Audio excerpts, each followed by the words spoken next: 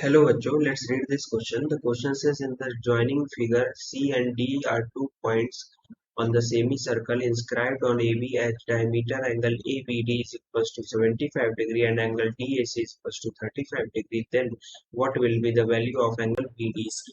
तो हम देख लेते हैं की कॉन्सेप्ट क्या है। की कॉन्सेप्ट की कॉन्सेप्ट में पहले तो आ जाएगा कि the sum of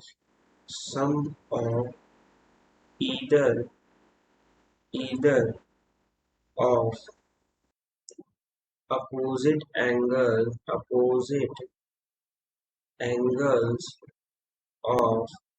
cyclic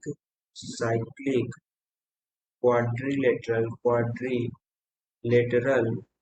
is 180 degree.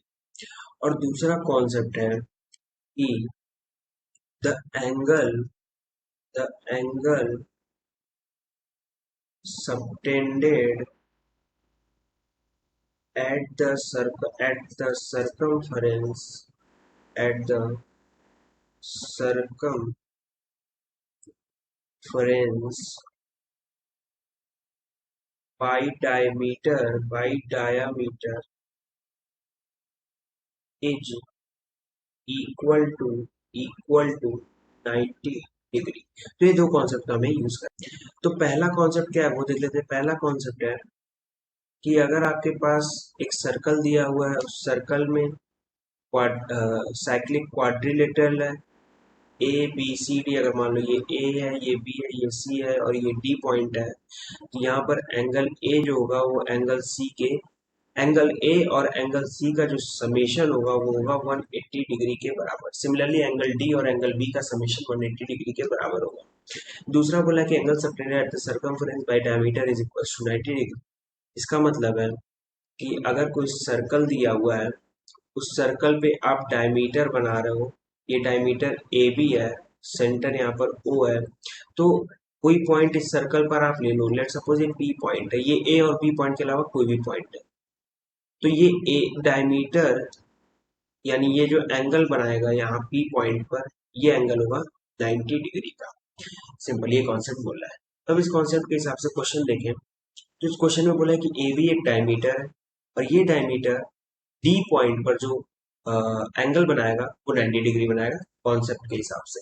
तो हम बोल सकते हैं कि angle angle A D B is equals to 90 degree. Angle A D B 90 degree. अब हम लेते हैं triangle triangle triangle A D B और हमें पता है ट्रायंगल के इंटीरियर एंगल्स का समेशन होता है 180 डिग्री। तो हम यहाँ से लिख सकते हैं कि angle A D B plus angle D A B plus angle A B D is equals to 90 sorry 180 degree 180 degree. Angle A D B हमें दिया हुआ है 90 degree, angle D A B हमें पता नहीं है और एंगल ए बी डी हमें दिया हुआ है यहाँ पर 75 डिग्री। तो यहाँ लिख लेते हैं 75 डिग्री, ये हो गया 180 डिग्री के बराबर। और यहाँ से एंगल डी ए बी आ गया हमारे पास 15 डिग्री। अच्छा एंगल डी ए बी पता चल गया, एंगल डी ए सी हमें पता है, तो हम एंगल एंगल बी ए सी निकाल सकते हैं। एंगल बी ए सी क्या हो जाएगा, एंगल डी ए बी यानी 15 degree plus angle D A C यानी 35 डिग्री और इन दोनों का समेशन हो गया 50 डिग्री। अच्छा एंगल बी ए सी मिल गया। अब इसका यूज क्या है, तो अब अगर यहाँ ध्यान से देखो ए बी सी डी ये चारों पॉइंट्स सर्कल पे मौजूद हैं और ये चारों पॉइंट मिलकर के क्वाड्रिलेटरल बना रहे हैं। ए सी डी बी ये मिलकर के क्वाड्रिलेटरल बना रहे हैं, साइक्लिक क्वाड्रिलेटरल। तो जो साइक्लिक क्वाड्रिलेटरल का कॉन्सेप्ट देखा उसमें बोला कि अपोजिट एंगल का समेशन 180 डिग्री होगा, यानी एंगल बी ए सी और एंगल सी डी बी का समेशन 180 डिग्री होगा। तो यहाँ लिख सकते हैं हम angle B A C plus angle C D B is equal to 180 degree. Angle B A C की वैल्यू हमने निकाली 50 डिग्री, तो एंगल सी डी बी हम बोल सकते हो जाएगा 180 डिग्री माइनस 50 डिग्री और यहाँ से आ गया angle C D B is equal to 130 degree और ये हमारा आंसर हो जाएगा।